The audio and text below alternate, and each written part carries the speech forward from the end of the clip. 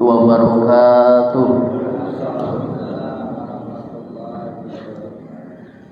Alhamdulillah, alhamdulillah, wassalatu wassalamu ala rasulillah wa ala alihi wa sahbihi wa man walah, amma ba'du. Kita panjatkan puji syukur dengan mengucapkan alhamdulillah kepada zat yang maha agung, maha ghafur, Allah subhanahu wa ta'ala. Alhamdulillah, pada hari ini kita bisa melaksanakan sholat subuh berjamaah. Ini para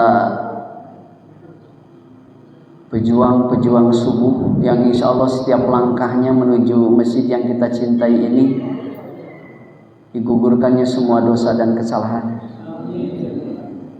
Salawat dan salam semoga tercurah, terlimpah kepada baginda kita Nabi besar Muhammad sallallahu alaihi wasallam. Hadirin jamaah yang dirahmati Allah, sepekan lebih ke belakang kita sama-sama memperingati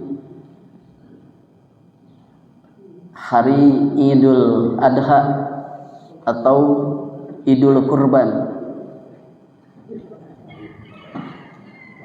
Berbicara mengenai Idul Adha atau kurban, pasti tidak akan terlepas dari historis filosofikal Nabi Ibrahim alaihi salam dengan keluarganya. Di antaranya adalah yang paling pokok putranya Sayyidina Ismail alaihi salam. Berbicara sosok Nabi Ibrahim adalah sosok yang teladan-teladannya bisa kita contoh.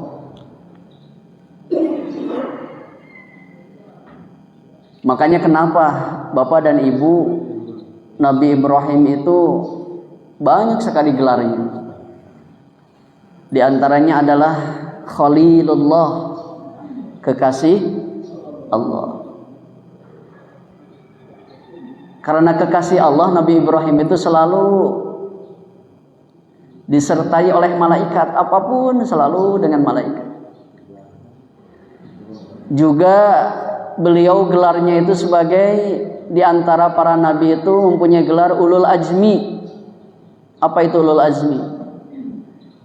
Nabi dan Rasul yang mempunyai kesabaran yang tinggi. Ada 5. Kalau disingkat uwamimin.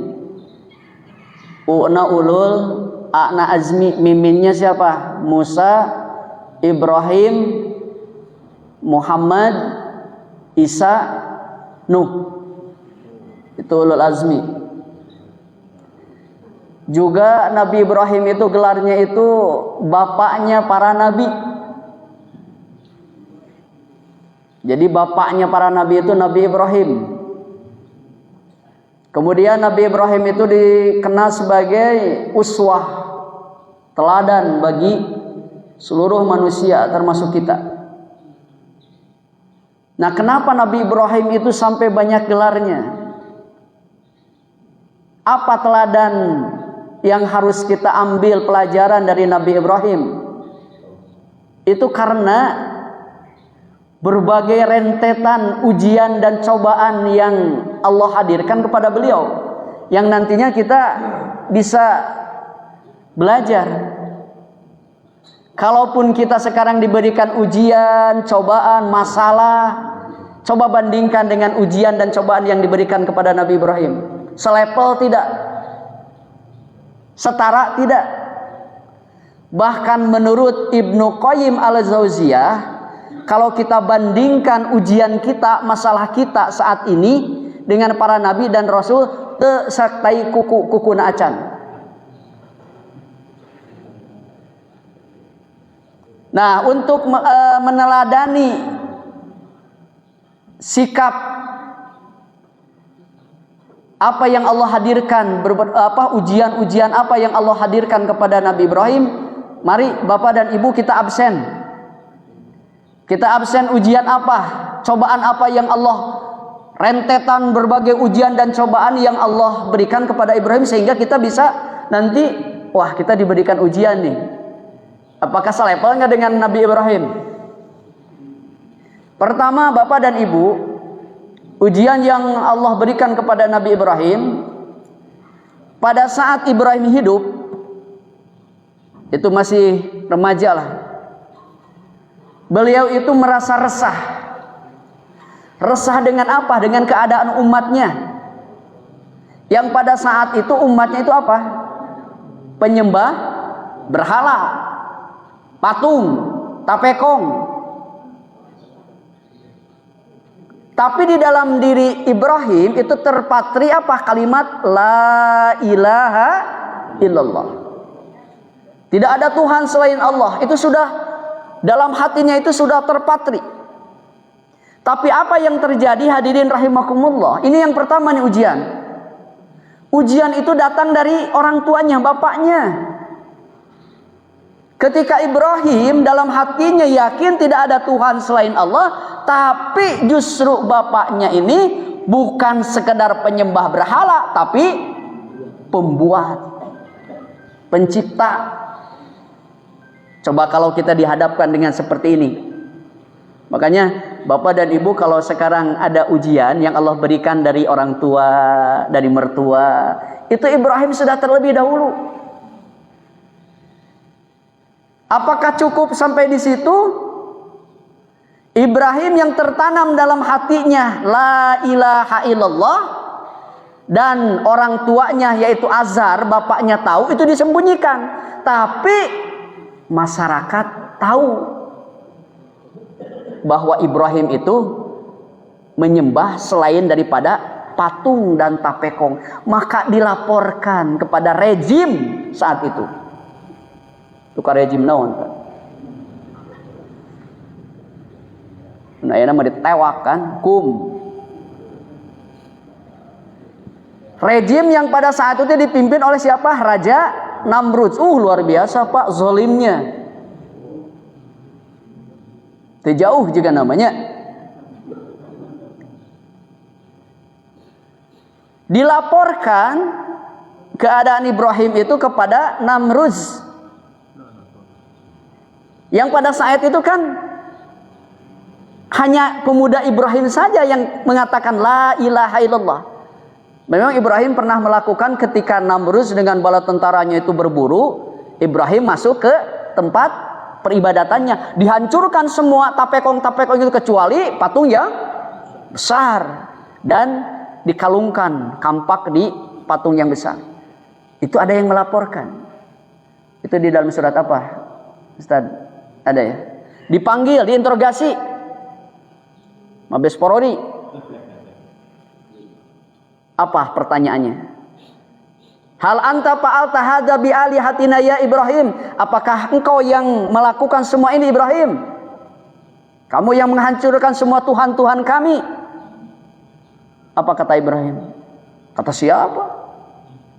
Bal fa'aluhu kabiruhum hadza, tuh si itu numpang badagna tinggalin eta nage kampak nage aya di eta. Nah, kata Namrud, gak mungkin Tuhan kami itu tidak bisa apa-apa. Dibalikan kan? Kalau sudah tidak bisa apa-apa, kenapa engkau sembah? Kalah dialognya Pak.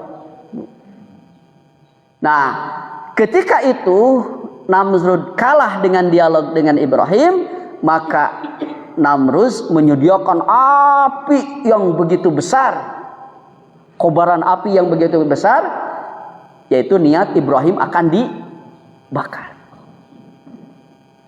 Tapi dengan izin Allah kan, jangankan badan, kulit yang terbakar sehelai rambut pun Ibrahim itu tidak kena api.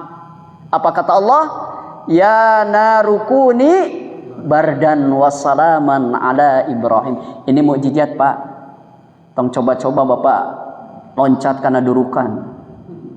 Ya narukuni bardan wa salaman alayya. Hei api dingin dan selamatkan aku. Tutung Pak. Insya Allah. Itu dengan izin Allah. Apakah cukup di situ ujian Nabi Ibrahim? Tidak. Nabi Ibrahim punya istri yang sangat cantik, yaitu Siti Sarah. Dalam sejarah tarikh, yang namanya Siti Sarah itu kalau ada pria memandangnya, langsung jatuh cinta. Saking cantiknya. Makanya punya istri cantik ujian. Punya istri goreng patut ujian. Punya suami ganteng ujian. Komo goreng patut mah musibah. Itu bisa dibawa keonangan. Bahkan Raja Mesir pun menggoda Siti Sarah. Akhirnya Ibrahim diusir. Sarah diusir dari Mesir, yang dulu namanya itu negara Sam, kalau sekarang itu Palestina ya. Maka diberikanlah pembantu khadim, itu namanya Siti Hajar. Bertiga diusir, pergi ke daerah Sam atau sekarang Palestina. Cukup di situ Pak ujiannya, Masya Allah, bertubi-tubi. Bertahun-tahun Ibrahim berumah tangga dengan Siti Sarah, tidak dikaruniai keturunan. Bahkan Ibrahim sudah beruban, tidak punya keturunan lagi. Diabadikan di dalam Al-Quran, Rabbi habli minas solihin. Ya Allah, anugerahkan kepada kami anak yang soleh. Sampai saatnya ada kabar gembira dari Allah, fabasyarnahu bigulamin halim. Wahai Ibrahim, ada kabar gembira, aku berikan keturunan bayi yang lembut, halim itu. Namanya siapa? Ismail. Dari rahim siapa? Siti Hajar. Tadi sebelumnya, karena tidak diberikan keturunan dari Siti Sarah, maka Siti Sarah menganjurkan supaya Ibrahim nikah lagi. Ada di sini yang meridhokan suaminya nikah lagi? Ibu ada? Ada?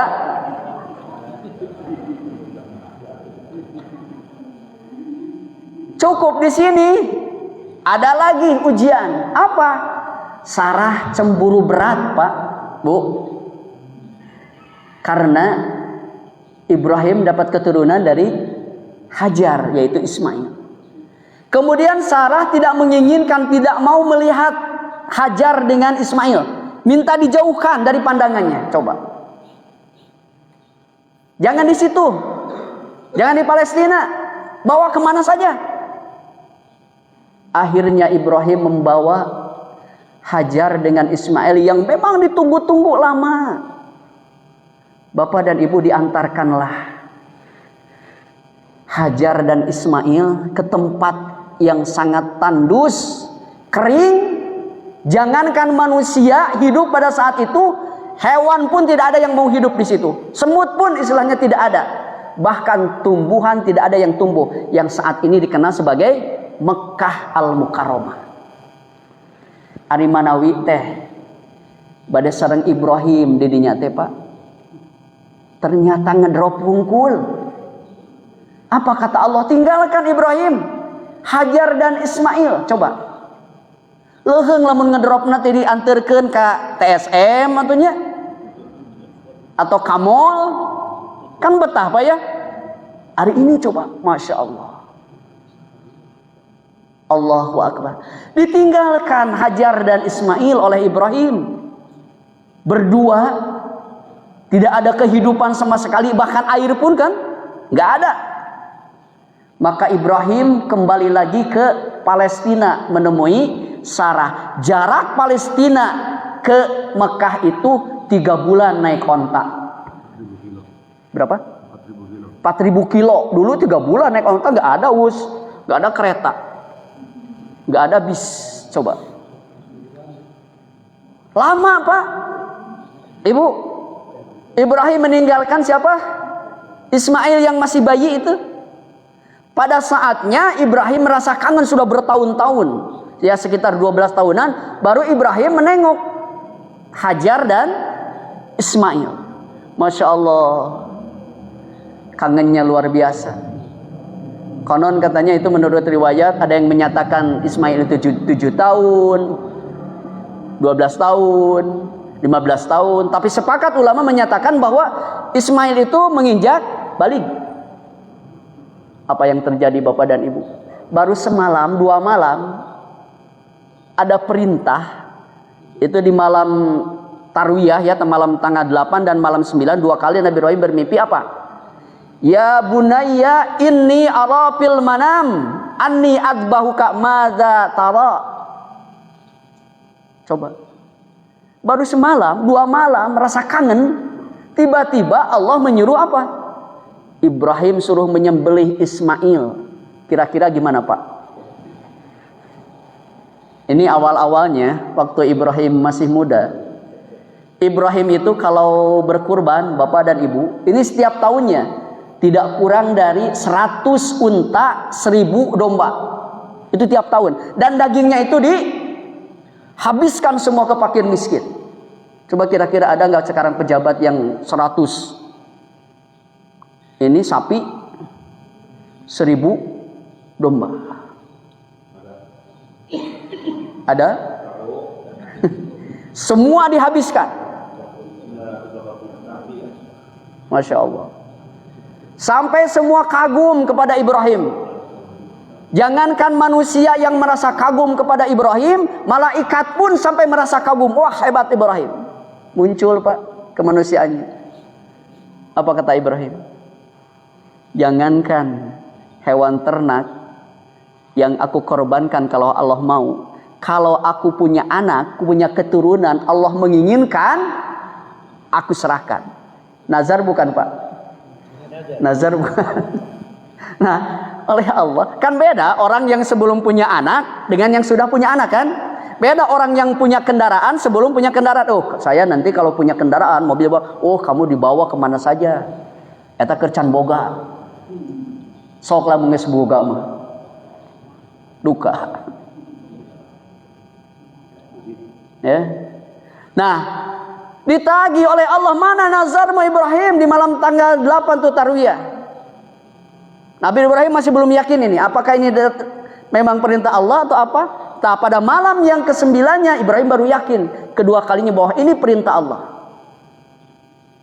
Maka Nabi Ibrahim baru semalam melepas kangen ngomong kepada Ismail. Nah ini bijaksananya orang tua ya. Meskipun kita sebagai pemimpin, kepala rumah tangga tidak seenaknya apa yang memang, meskipun itu perintah Allah, tapi kita perlu musyawarah. Ditanya, ini bapakmu bermimpi 2 kali wahai anakku, suruh menyembelihmu. Coba apa pendapatmu? Apa jawaban anak yang soleh? Ya abatib alma tu'mar satajuduni insyaallah minas sabirin. Bapakku, kalau itu memang benar perintah Allah, lakukan, insya Allah engkau akan mendapatiku nanti jadi orang-orang yang sabar. Lepas semua kepemilikan, lepas semua keinginan, lepas semua apa yang dicintai, dua-duanya sepakat. Coba Pak. Akhirnya Ibrahim berkata kepada istrinya Hajar, Hajar, istriku, tolong sisir Ismail yang rapi. Coba. Tolong berikan pakaian yang terbaik. Anu di pasar baru teh atah nu kamari baru beli. Pakaikan kepada Ismail. Tolong berikan makan yang banyak, yang kenyang. Hajar heran Bapak dan Ibu. Suamiku memang hendak dibawa kemana anakku ini, Ismail ini? Coba. Apa kata Ibrahim? Aku akan bawa jalan-jalan. Sangat kangen, aku sudah kangen nggak bawa jalan-jalan Ismail. Apa kata Hajar? Suamiku, kalau sekarang bahasa sekarangku, Bapak, Ayah, Aa, Akang, titip ya anak kita. Ini aku yang rawat dari bayi sampai sekarang. Titip. Maka Siti Hajar, bapak dan ibu memeluk siapa? Ismail, dipeluk oleh Hajar. Ibrahim dipeluk oleh Hajar. Pergilah Ibrahim dan Ismail ke suatu tempat yang memang sudah sedia goloknya, batunya, semuanya. Dan pada saat Ibrahim mau menyembelih Ismail, dongkap tah Jibril, bawa domba kuring, domba Garut pak. Wah ya, gonam itu apa? Domba besar dari surga. Dan si gonam ini, si domba Nabi Ismail ini 10 dari binatang yang akan masuk surga menurut Al-Quran. Ada 10 ya binatang yang akan masuk surga, termasuk apa? Al-Baqarah, terus An-Naml, semutnya Nabi Sulaiman, burung hudhud. Itu yang masuk surga dan neraka kan cuma 2, minal jinnati wan nas, manusia dan jin. Yang lainnya wallahu a'lam. Tapi 10 binatang ini Allah istimewakan akan masuk surga. Dihadirkanlah domba itu, kata Allah, ini penggantimu.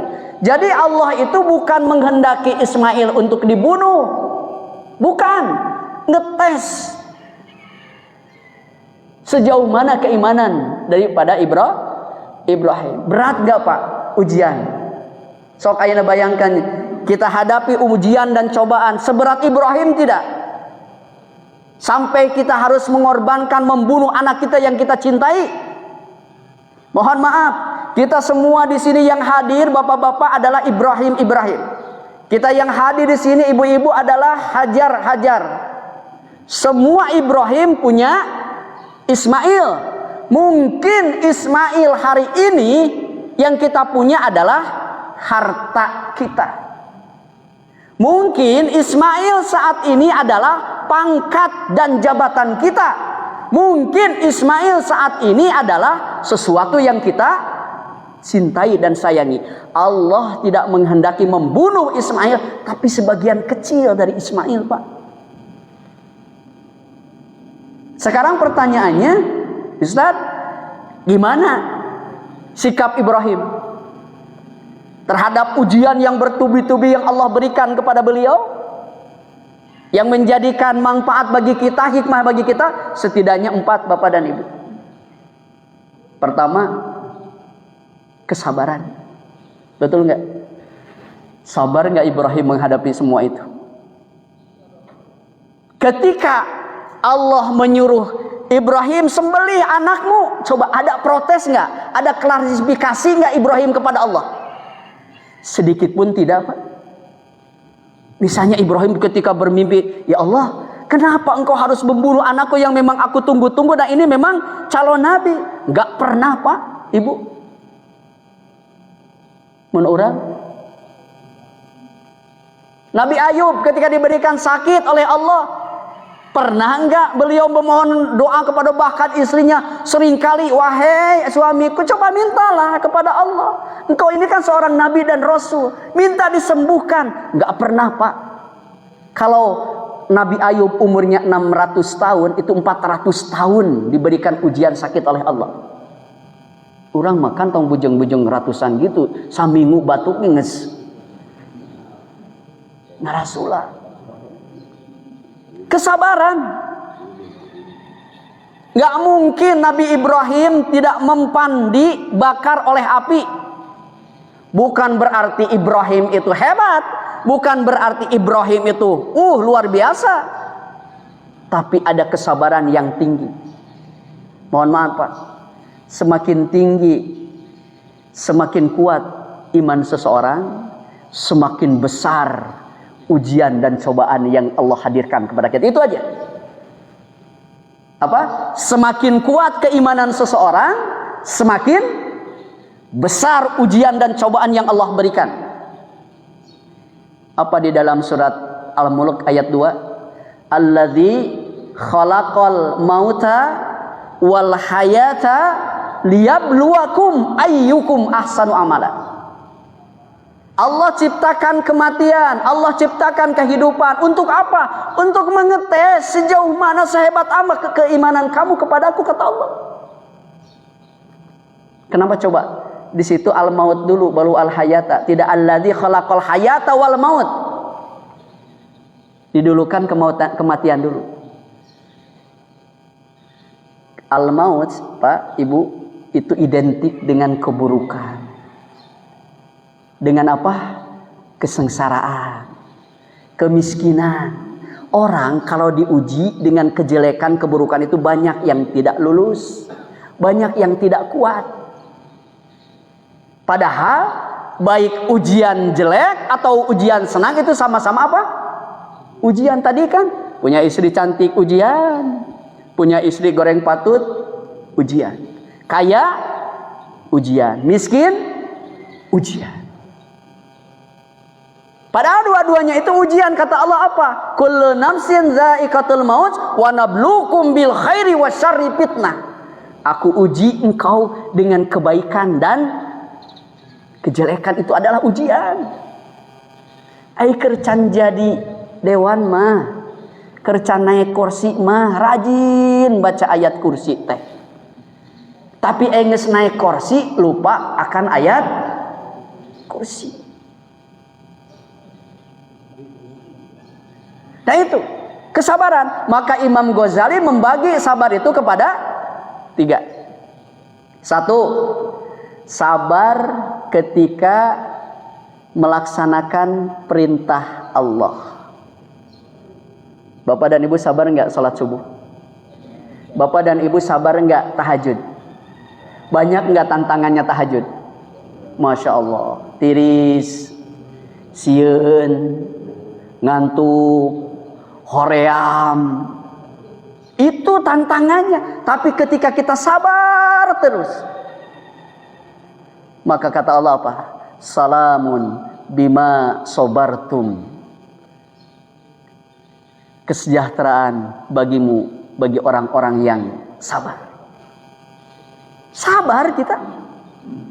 Sabar apa? Menghadiri apa? Kajian-kajian. Makanya Bapak dan Ibu, kalau kita melihat ujian, jangan dilihat ujiannya. Tapi apa? Bagaimana cara kita menyikapinya? Bapak dan Ibu dulu kalau sekolah di SMP atau SMA SD, kan ada ujian. Diberikan tes ujian kan? Terus nilai Bapak itu, Ibu jeblok, jelek. Apakah yang salah itu soalnya atau jawabannya? Hah? Jawabannya atau soalnya? Gak mungkin soalnya salah, Pak. Yang berat itu bukan ujiannya, tapi apa? Cara kita menyikapi ujian itu. Dan kita kadang-kadang, bukan kadang-kadang lagi, setiap masalah yang kita hadapi, orang masuk kepedean, Pak. Kenapa kepedean? Allah tidak dilibatkan dalam masalah itu. Terlalu sombong kita ini. Ketika kita punya masalah, punya ujian, bukan kita meminta kepada Allah, kepedean orang. Allah tidak dilibatkan dalam masalah itu. Sabar ketika menjalani perintah Allah. Yang kedua, sabar itu adalah sabar ketika menjauhi semua larangan dari Allah. Dengan sabar kita menghadapinya. Mohon maaf, kalau menggunjing, gosip, itu haram enggak? Haram. Terus kita dengan sabar menghindari semua itu. Nah, itu teh Pak, ujian dan cobaan yang berat. Dan yang ketiga, sabar ketika apa? Menghadapi ujian dan cobaan dari Allah Subhanahu wa taala ini.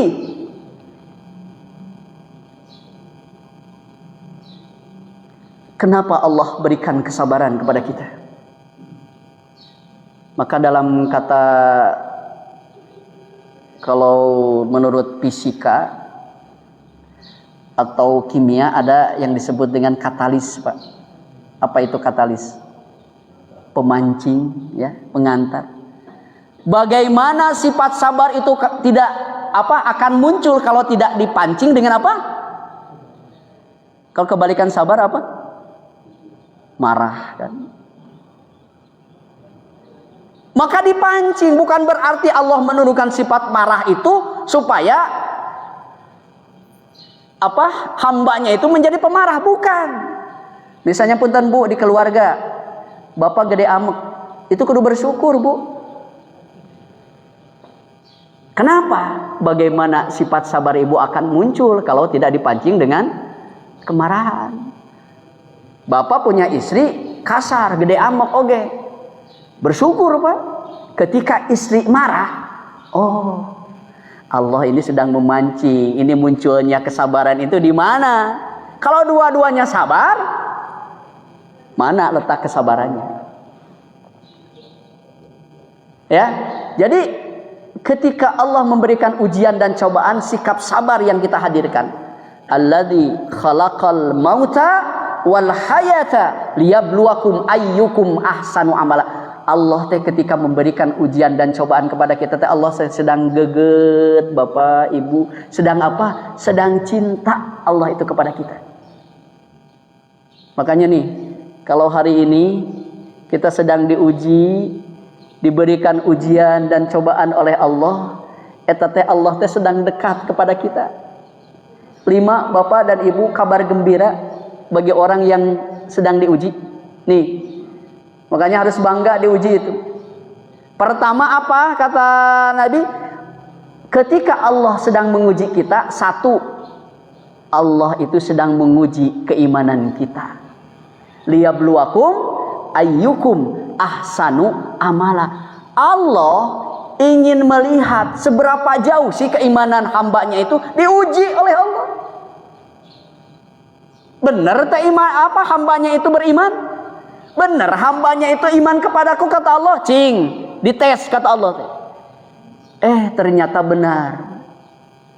Bukankah kalau setiap ujian dan cobaan yang diberikan kepada hambanya itu kebanyakan itu semakin dekat kepada Allah, betul nggak Pak, Bu? Kalau kita diuji, itu kita semakin dekat kepada Allah. Anu tadina Bapak, Ibu tara tahajud, begitu diberikan ujian dan cobaan mah tahajud tah. Ibu nu tadina tara ceurik, diberikan nyeri mah ceurik tah. Bukankah itu nikmat? Orang yang tadinya usahanya lancar, omsetnya besar, bere we bangkrut. Ceurik teh Pak. Keur senang makan. Ya. Meskipun memang ada seseorang yang memang ketika diberikan ujian dan cobaan malah menjauh dari Allah. Aduh, saya stres nih. Saya butuh healing. Saya butuh jalan-jalan. Healing terbaik Bapak dan Ibu tiada lain adalah apa? Kembali kepada Allah Subhanahu wa taala. Itu tidak ada healing lagi. Kalau ibarat gini lah. Kalau kita masuk ke mobil, jalan tidak kelihatan. Karena apa? Kaca mobil penuh debu dan kotoran. Kira-kira kalau jalan itu ada nggak jalannya? Jalan ada nggak? Ada. Kenapa tidak kelihatan? Karena ada. Setiap ujian dan cobaan yang Allah hadirkan kepada kita pasti ada jalan keluarnya Pak. Hanya kita tadi sekali lagi kita tidak pernah melibatkan Allah itu masuk ke dalam ranah kita. Makanya ketika Allah berikan ujian dan cobaan kepada kita, disitulah Allah melihat, cing, bener teh ya, jamaah Masjid Al-Hikmah teh iman kepadaku, aku uji. Karena apa? Lihat sudah dalam surat Al-Ankabut ayat 2. Bukankah kamu mengira bahwa surga itu mudah bagimu untuk masuk? Tidak Pak, Bu. Surga itu tidak serta-merta, surga itu tidak gratis. Ketika Allah menciptakan surga, Allah kelilingi surga itu dengan kesusahan-kesusahan dunia. Surga mah tahajud, surga mah sodakoh, surga mah puasa. Beda ketika Allah menciptakan neraka, Allah kelilingi neraka itu dengan kesenangan-kesenangan dunia. Sok mangga mau pilih. Itu yang pertama. Yang kedua, kabar gembira bagi orang yang sedang diuji, baik hari ini untuk seterusnya, Allah apa? Allah janjikan surga, Bapak dan Ibu, coba. Allah janjikan surga. Makanya kesabaran itu tidak ada batasnya. Kenapa kesabaran tidak ada batasnya? Karena apa? Karena pahalanya pun tidak ada. Apa pahalanya? Surga. Nih ada riwayat Pak Ibu. Pada saat seseorang masuk ke dalam hari akhirat. Setelah masuk di dalam hari akhirat, dia dimasukkan nanti ke tempat yang paling tinggi, surga. Surga nage, surga PPIP. Kalau surga PPIP berarti apa? Firdaus itu tempatnya para nabi dan rasul. Ternyata kita pun bisa menempati surga PPIP, yaitu surga Firdaus. Dia terheran-heran, Bapak dan Ibu, kenapa saya dimasukkan ke dalam surga yang paling tinggi? Toh saya waktu di dunia, sholat saya biasa-biasa saja, tahajud jarang, puasa saya biasa-biasa saja, hanya melaksanakan puasa Ramadan. Infak saya juga biasa saja. Tapi kenapa ya Allah kok saya ditempatkan di surga Firdaus? Apa kata Allah? Ini balasanmu ketika di dunia aku berikan bertubi-tubi ujian dan cobaan, tapi engkau tetap sabar dan tetap berdoa terus kepadaku. Pak. Jadi ibadahnya biasa, amalannya biasa, tapi ujian yang Allah berikan ketika di dunia bertubi-tubi, dia sabar. Allah itu menginginkan ketika kita punya masalah, diberikan ujian dan cobaan, kita tetap berdoa kepada Allah, sabar. Dan setelah Allah menghilangkan semua ujian dan cobaan, terus saya berdoa. Ai urang mah beda. Ai geus beres masalah, lep itu berdoa. Dari itu Allah tidak menginginkan seperti itu. Ai keur susah mah tahajud teh kerep. Duha teh kerep. Ada yang geus senang ditinggalkan semua tahajud. Nah, itu Allah tidak menginginkan seperti itu. Maka Bapak dan Ibu, ternyata doa itu, ya, kalau Allah tidak mengabulkan doa kita secara cepat, yakin Allah akan mengabulkan doa kita secara tepat nanti di akhirat, yaitu surga. Ternyata disimpan dulu, entong suudzon ke Allah. Kan kita kadang-kadang, ya Allah, saya teh berdoa jungkir balik, salat maraji, teh dikabul-kabulkeun wae doa saya teh kunaon ya Allah. Tadi apa? Kalau Allah tidak mengabulkan doa kita secara cepat, pasti Allah akan mengabulkan doa kita secara tepat. Yang ketiga, Bapak dan Ibu, kabar gembira bagi orang yang sedang diuji oleh Allah adalah akan ditinggikan derajatnya. Coba. Kenapa Nabi Ibrahim semakin tinggi derajatnya? Khalilullah, kekasih Allah. Bahkan Nabi Ibrahim itu selalu dikelilingi oleh para malaikat. Kabarnya itu, Bapak dan Ibu, Ibrahim itu selalu dengan malaikat. Beda jeung urang kabarna teh kan. Kadang-kadang gosip urang mah. Kadang-kadang hoax kan. Kalau Nabi Ibrahim kabarnya itu kabar yang betul-betul sahih. Seperti apa? Ternyata dari keturunan Sarah, Nabi Ibrahim diberikan keturunan, yaitu Nabi Ishak. Itu Nabi Ishak itu kan dengan Nabi Ismail itu sebapak beda ibu. Nabi Ismail dulu yang lahir, ternyata pas malam-malam itu, Bapak dan Ibu, kabarnya nih, pas malam-malam Nabi Ibrahim kedatangan 3 tamu. Coba kalau ada tamu tengah malam jam 1, Pak, Ibu, kira-kira dibuka tuh jam 1 malam. Barijeng ditoong tina jendela, makai jubah putih, jenggot panjang, jangkung gede. Pas dibuka pintunya mengucapkan salam, dijawab salamnya oleh Ibrahim, dibuka pintunya, Masya Allah, kata Ibrahim, teu wawu, teu kenal, sanes urang riung Bandung ieu mah. Ieu mah jauh. Tapi dipersilahkan oleh Ibrahim. Ini tamu tidak dikenal, berarti tamu ini apa? Jauh. Kalau tamu ini jauh berarti apa? Lapar. Maka aduh Ibrahim malam-malam coba Pak, Indomaret can muka, Borma ge bororaah, dek balanya kamana gede bage can jam sakitu mah tuh. Bingung apa yang mau dipasak ini untuk tamu. Saking khidmatnya Ibrahim kepada tamu. Akhirnya ada satu-satunya anak sapi. Nah ini anak sapi Nabi Ibrahim pun akan masuk surga Pak. Tadi apa tadi? Domba Nabi Ismail ya. Nah ini anak sapi Nabi Ibrahim. Satu-satunya akhirnya disembelih Nabi Ibrahim malam-malam. Sendiri. Dipasak. Digulai. Sebagian disate Pak. Lama itu ada 1 jam lebih. Setelah beres. Disodorkan kepada tamu.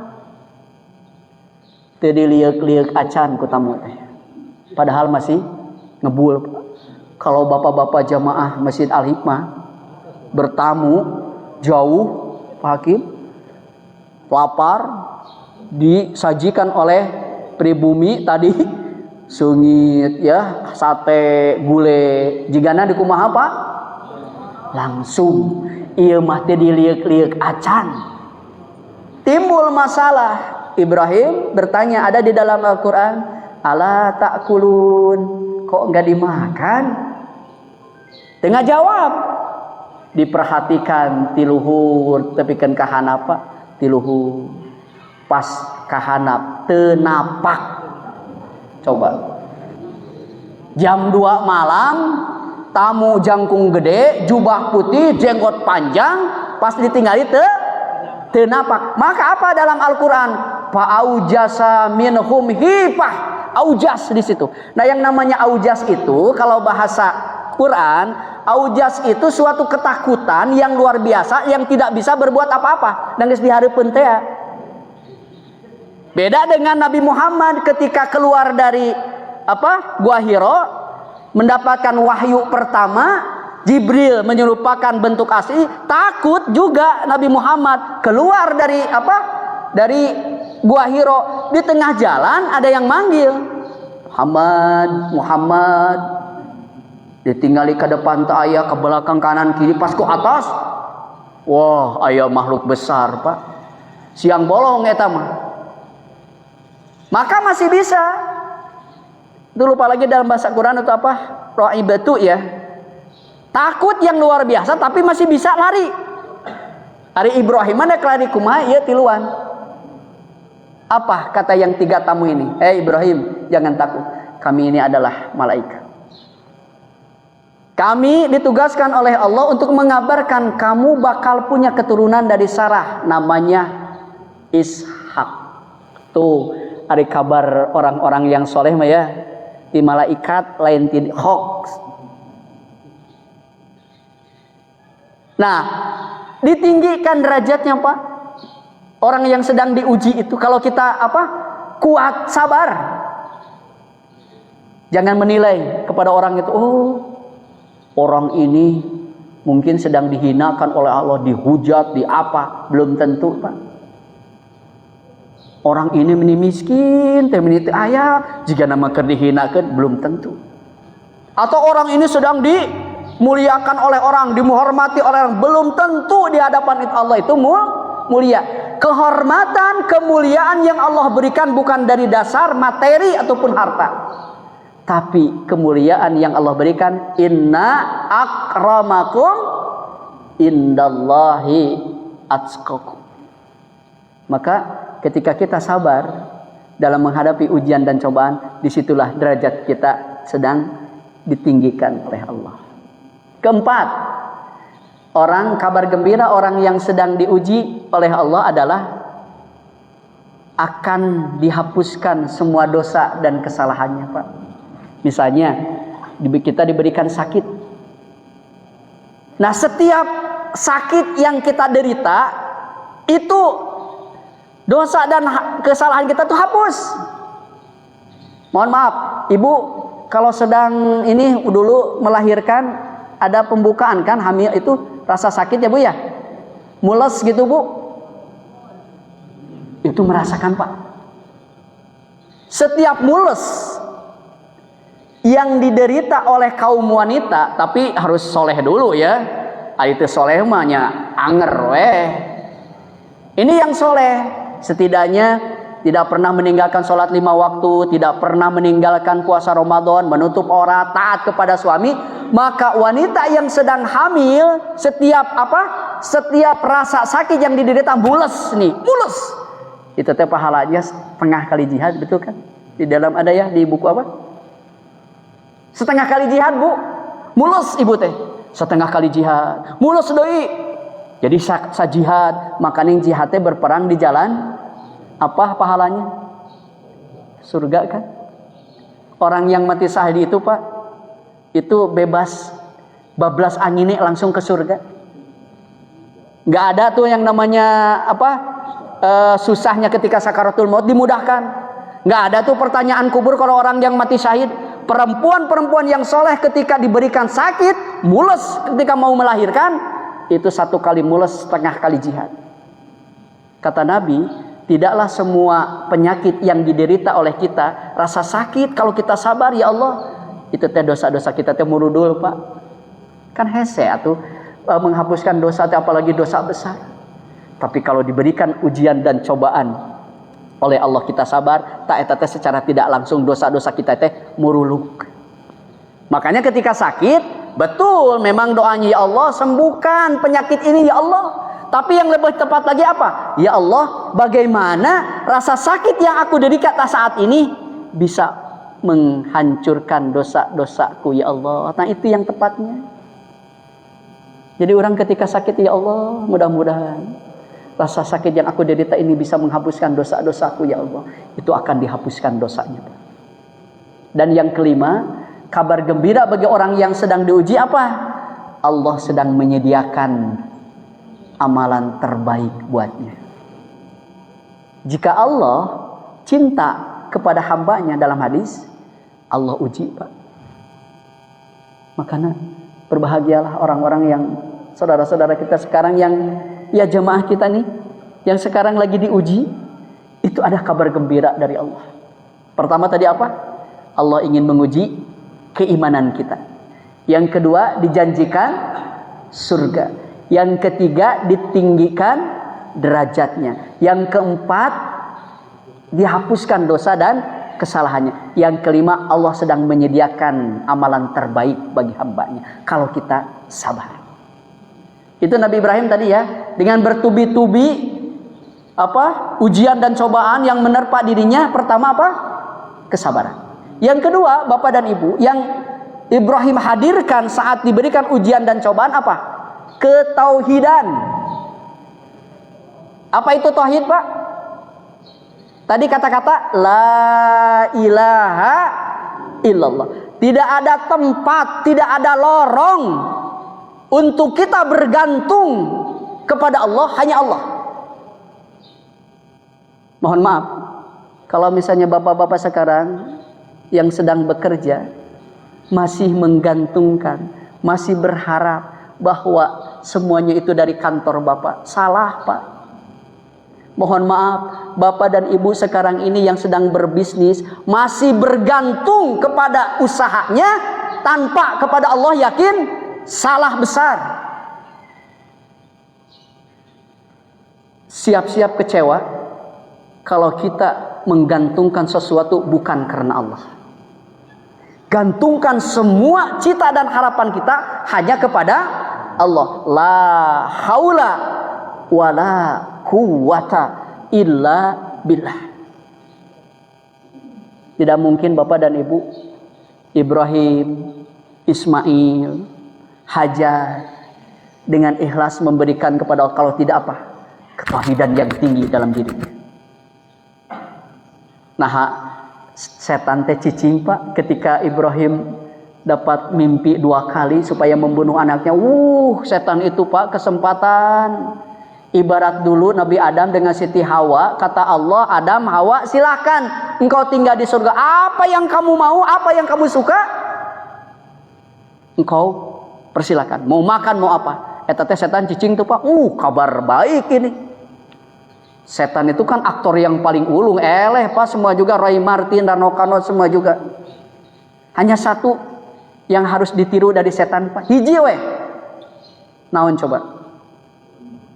Coba apa? Setan yang kita tiru sampai satu aja yang kita ini apa? Setan tidak pernah putus asa. Selama manusia ada, setan mah nggak pernah putus asa untuk menggoda kita, Pak.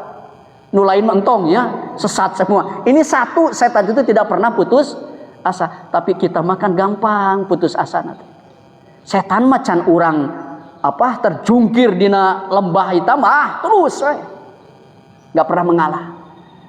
Nah ini juga kan kenapa ada istilah Jumratul Ula, Jumratul Sani, Jumratul Aqobah dalam ibadah haji.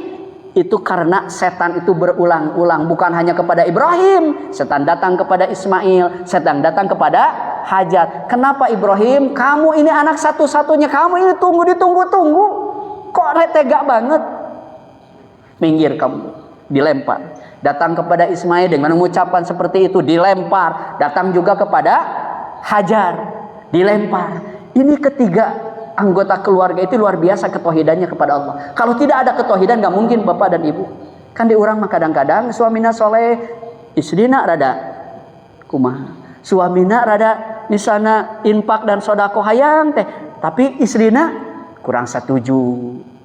Anaknya juga ini kadang-kadang orang tuana bapaknya DKM deket ke masjid, ibuna majelis taklim, ketua majelis taklim, tapi anaknya geng motor misalnya.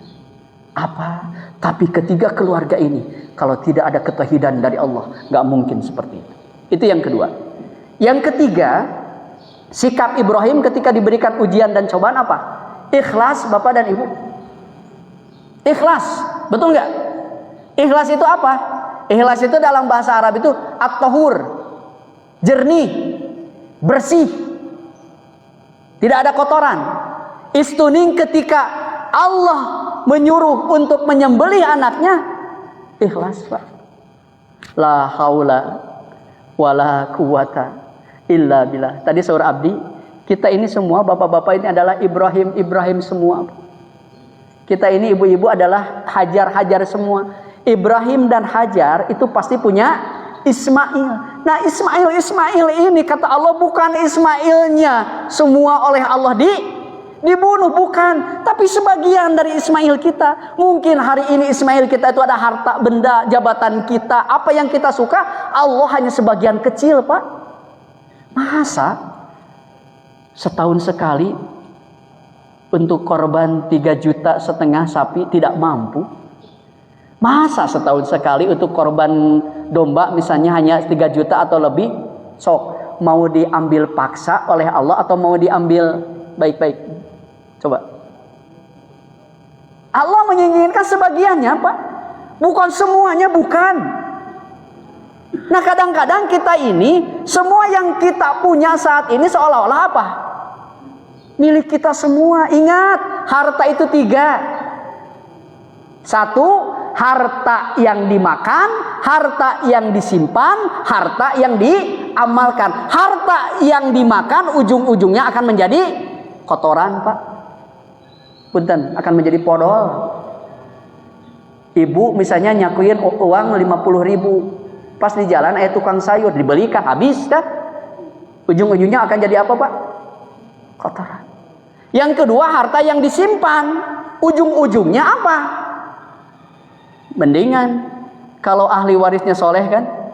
Coba kalau ahli warisnya tidak soleh, berujung petaka. Tidak sedikit saudara sekeluarga bermusuhan, putus silaturahmi, bahkan tidak sedikit saudara sama saudara saling membunuh gara-gara warisan. Itulah harta yang disimpan. Tapi yang ketiga, harta yang diamalkan, diinfak, sedekahkan, diwakafkan, dihibahkan. Ini yang akan menjadi teman sejati kita di ranca cilik nanti, Pak.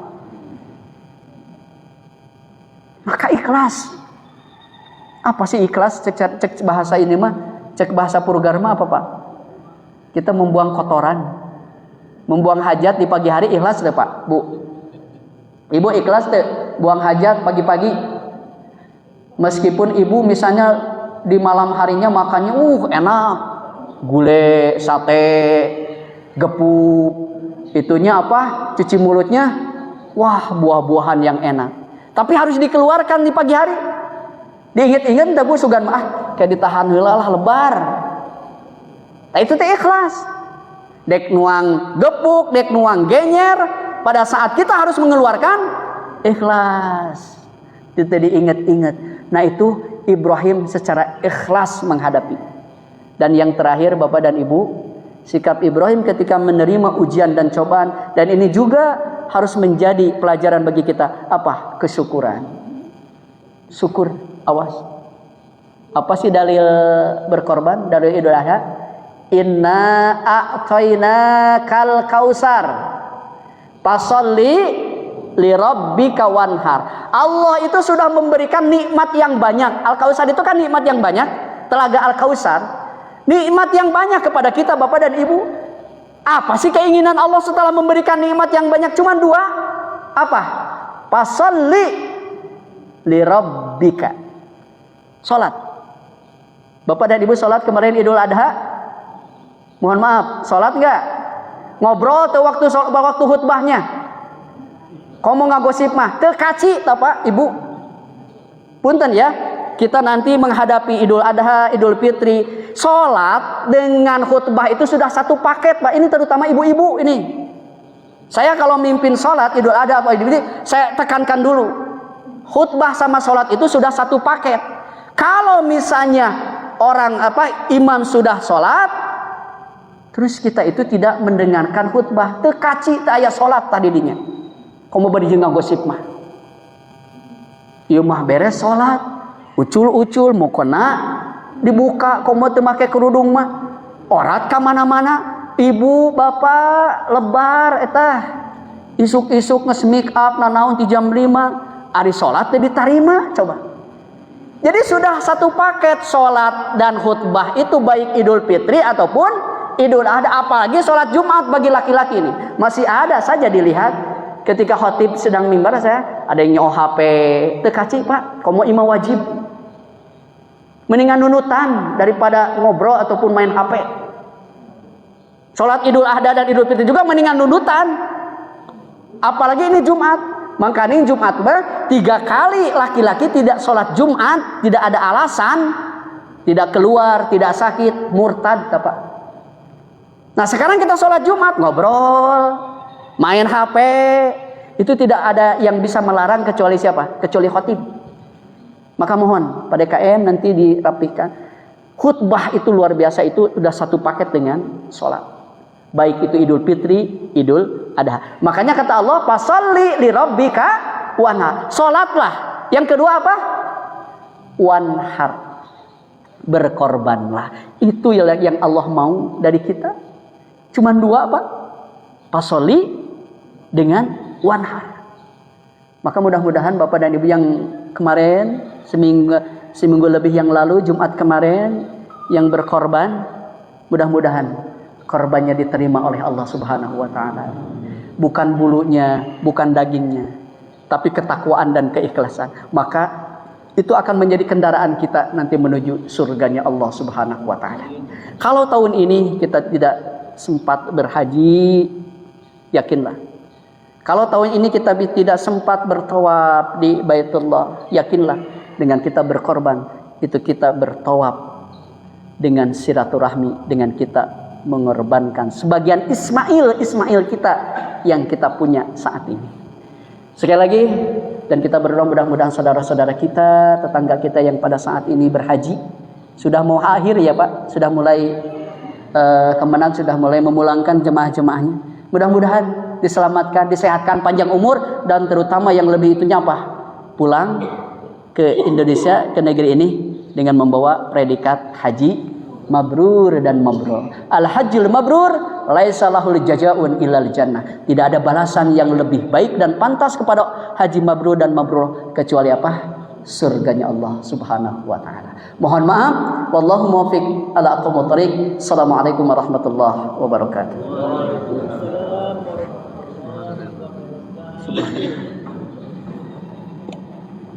Sudah ada matahari ya? Sudah ada matahari belum? Sudah.